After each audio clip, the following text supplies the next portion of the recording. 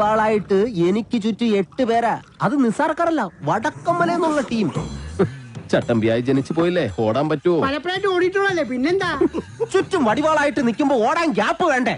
മാത്രമല്ല ലോറിയുടെ സ്റ്റിയറിംഗ് ഇതാ ഈ നെഞ്ചിലും. സ്റ്റിയറിംഗ് അല്ല, ഈ ലോറി തൊഴിലാളികളാണല്ലോ അധികം ഗുണ്ടകളും.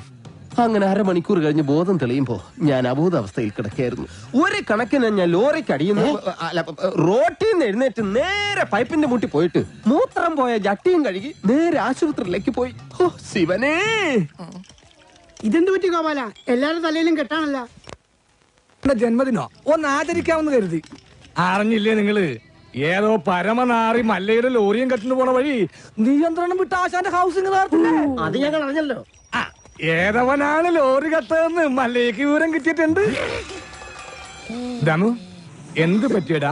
ഏയ് ചായ നെറുകും തലേ കയറി ബ്ലോക്ക് ആയതാ. ഇനി നീ എങ്ങാനും ഞാനോ? പോടാ. നീ ആരെയും നോക്കണേ ശിവൻകുട്ടി? 11 കാവിലമ്മ വന്നു നോക്കിയതാ. അതിൽ പെങ്ങൾ വരുന്നുണ്ട്. അവൾക്കൊടുത്ത് ഹോസ്പിറ്റലിൽ ജോലി ശരിയായിട്ടുണ്ട്. ജോലി ശരിയാക്കി തന്നത് ആരാണെന്ന് നാട്ടുകാർക്കൊക്കെ അറിയാം. അത്ര വലിയ ബന്ധങ്ങളിലേക്ക് പോണോ ശിവൻകുട്ടി? റേഷൻ കട മറന്ന് മണ്ണെണ്ണ വാങ്ങണോ?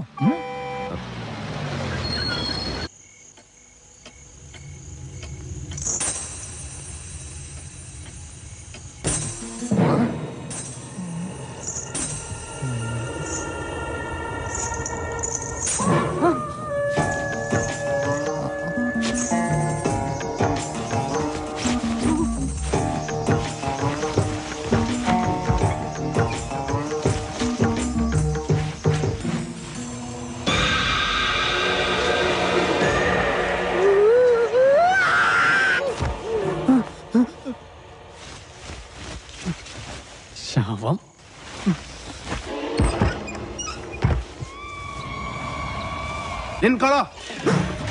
മല്ലയ്യ എവിടെ വിളിക്കുന്നു?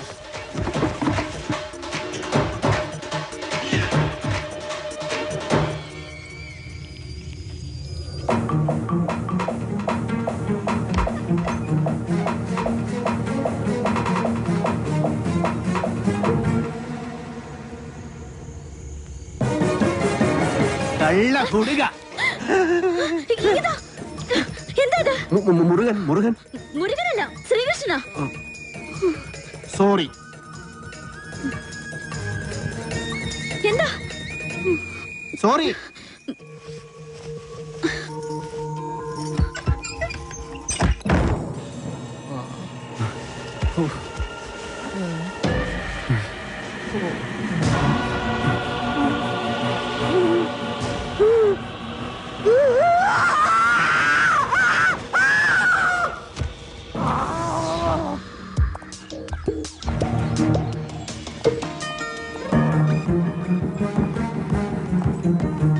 ഒന്ന് നിന്നേ. ആളല്പം ഡീസന്റ് ആണെന്നാ വിചാരിച്ചേ. നേരെ കാണുമ്പോ കുറ്റം പറിച്ചാലും ജാടിയും. രാത്രിയായ ഇതാ പണിയല്ലേ? അത് മുരുകനാണെന്ന് വിചാരിച്ചു. പിന്നെ മുരുകൻ എന്റെ പുതപ്പിന് താഴെയല്ലേ? കൂടുതൽ വിശദീകരണമൊന്നും വേണ്ട.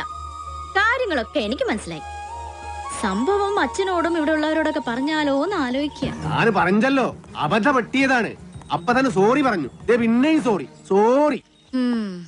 ഇപ്പൊ ഇങ്ങോട്ടാ? ടൗൺ വരെ. ഇതിന് മൃഗാശുപത്രിയിൽ ഒന്ന് കാണിക്കണം. ഞാനും ഉണ്ട്. ആട് പശു ഒന്നും ഇതിൽ കേറാൻ പറ്റില്ല. അത് ശരി. പാതിരാത്രി പെണ്ണുങ്ങളുടെ മുറി കയറാം. ഇതിൽ ഏതാ ന്യായം? ഇവിടെ എല്ലാരോടും ഒന്ന് ചോദിക്കട്ടെ. കേറിക്കോ കേറിക്കോ. ഗോപാല, എല്ലാം എടുത്തതേ ഈ വണ്ടിയിൽ വെച്ചോ.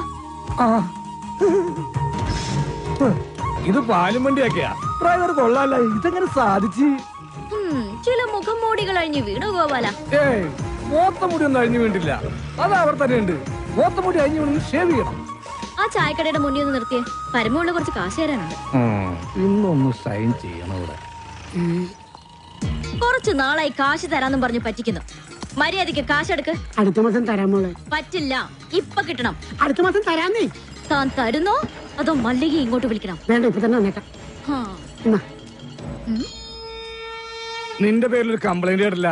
നീ ഇന്നലെ ഉഴുന്നൂറൊക്കെ തോളയിട്ടിരുന്ന് നിന്റെ അപ്പം കൊണ്ടുണ്ടോ തോള? നീ എന്ത് കാണിച്ചാണ് ചായ എടുക്കണത്? നിനക്കൊന്ന് ചിരിച്ചടിച്ചാ ആരാന്നറിയാമോ? കൊന്നാളെ വന്നേ. അതെ, മല്ലയെ കാണിച്ചിരുന്ന് നമ്മുടെ കട മുഴുവൻ പിരിക്കണം. അവൻ എന്നെ പണ്ടൊരു കാര്യമില്ലാത്ത കാര്യത്തിന് തല്ലിയിട്ടുള്ളതാ. ചുമ്മാ അവന്റെ അമ്മക്കൊന്ന് വിളിച്ചേനി. ഇപ്പൊ അതിന് കണക്കെടുക്കാൻ പറ്റിയ സമയോ? ഞാനത് മുതലാളി പറഞ്ഞോളാം. നിന്നെ ഞാൻ പട്ടിയെ തല്ലുന്ന പോലെ തല്ലാൻ പോവാ. എന്നെ തിരിച്ചാലേ മല്ലയെ നിന്നെ കീറിക്കളയും.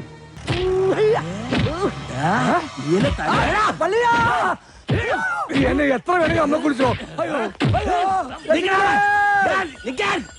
ഐശ്വര്യമായിട്ട് ഹോസ്പിറ്റലിൽ ജോയിൻ ചെയ്യാൻ ഇറങ്ങിയതാ.